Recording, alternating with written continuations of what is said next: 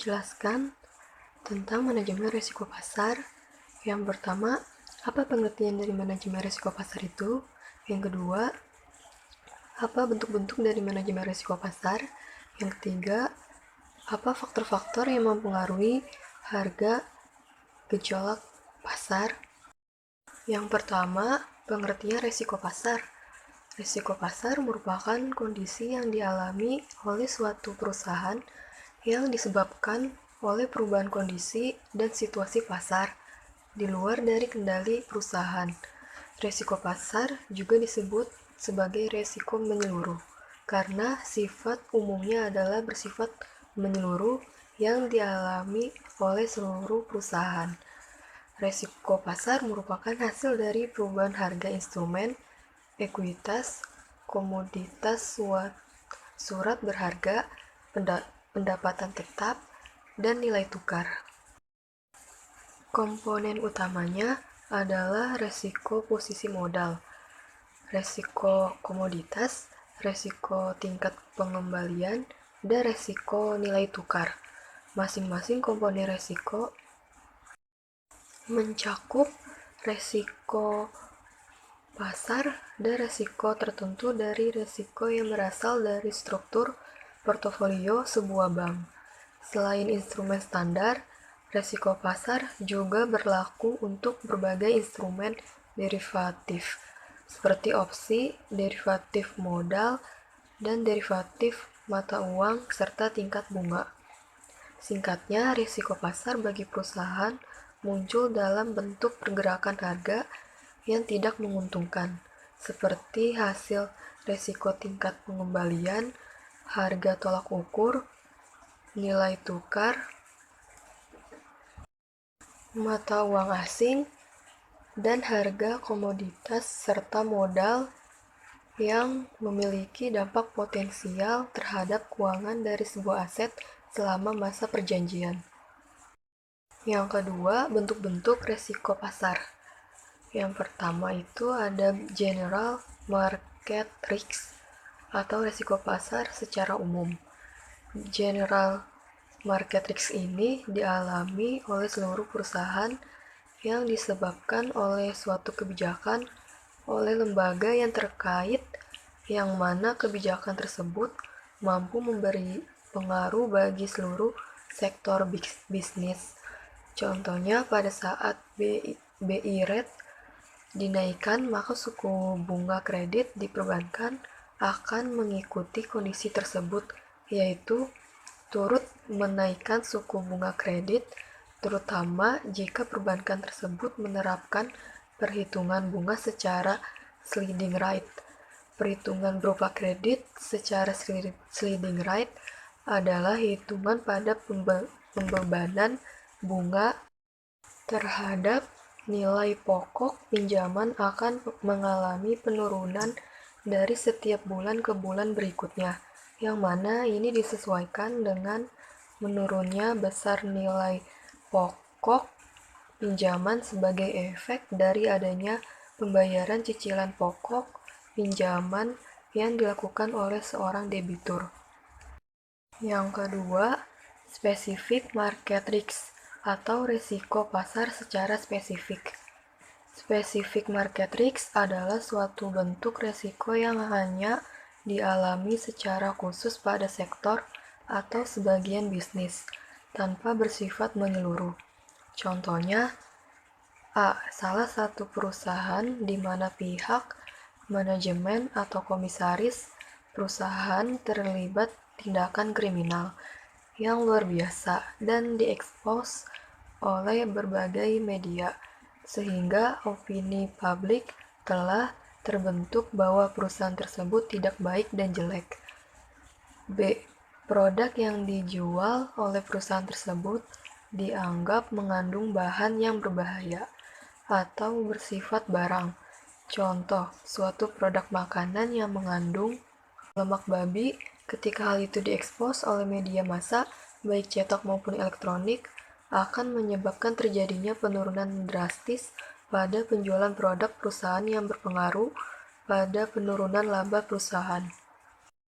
Kategori yang masuk general market risk Ada beberapa sebab yang menimbulkan terjadinya general market risk atau resiko pasar secara umum, yaitu yang pertama, foreign exchange risk.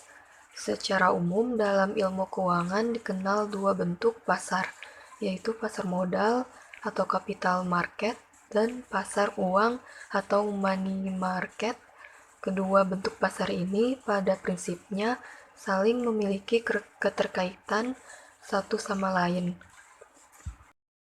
Kedua jenis perusahaan ini saling bahu-membahu bekerja sama dalam usahanya menciptakan kondisi ekonomi yang kondusif dan dinamis, sehingga dengan harapan nantinya akan mampu untuk ikut mendorong pertumbuhan ekonomi negara yang bersangkutan secara sistematis.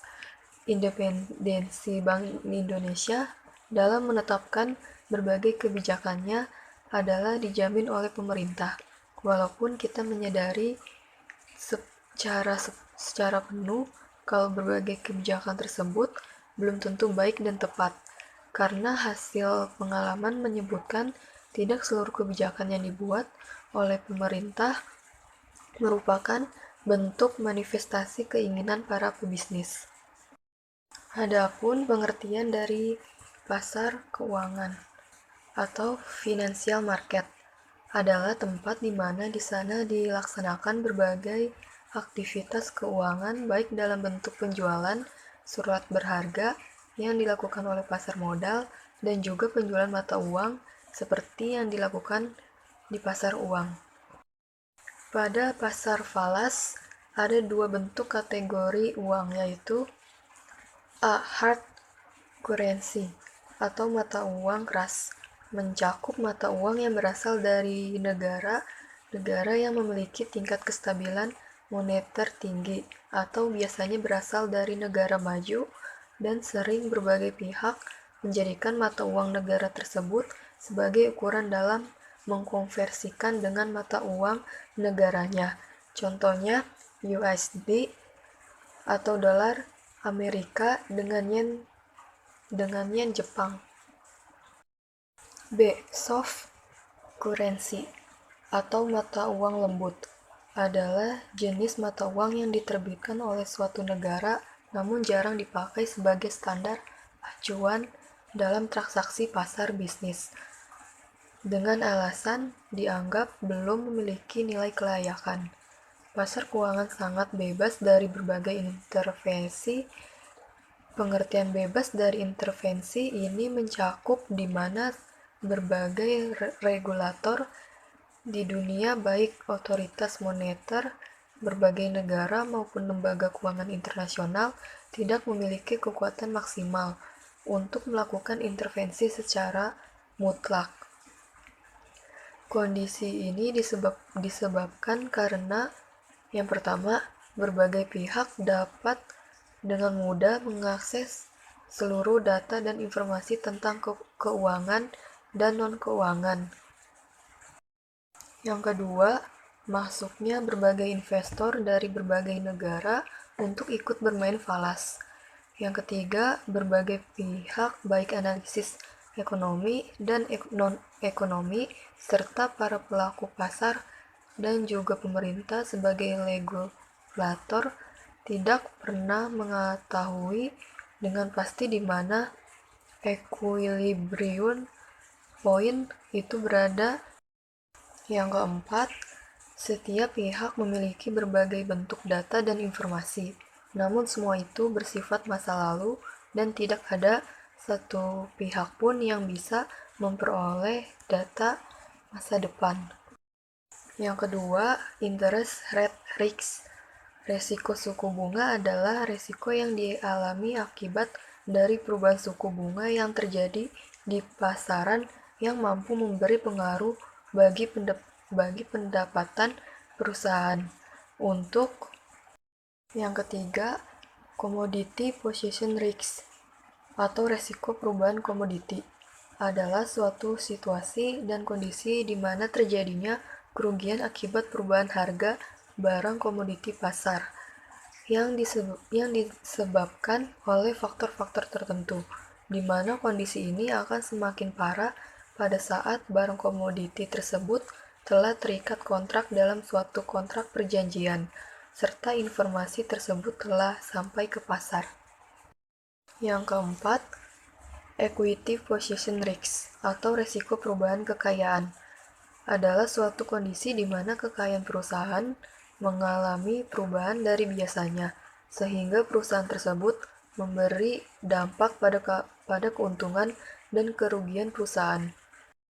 Selanjutnya, faktor-faktor yang mempengaruhi terjadinya gejolak harga di pasar. Menurut Masyud Ali, ada 6 faktor yang mempengaruhi terjadinya gejolak harga di pasar, yaitu yang pertama, faktor fundamental ekonomi. Yang kedua, terjadinya peristiwa besar dalam ekonomi dan politik. Yang ketiga, campur tangannya finansial otoritas. Yang keempat, perimbangan kekuatan permintaan dan penawaran. Yang kelima, likuiditas pasar. Yang keenam, suburnya kegiatan arbitrasi.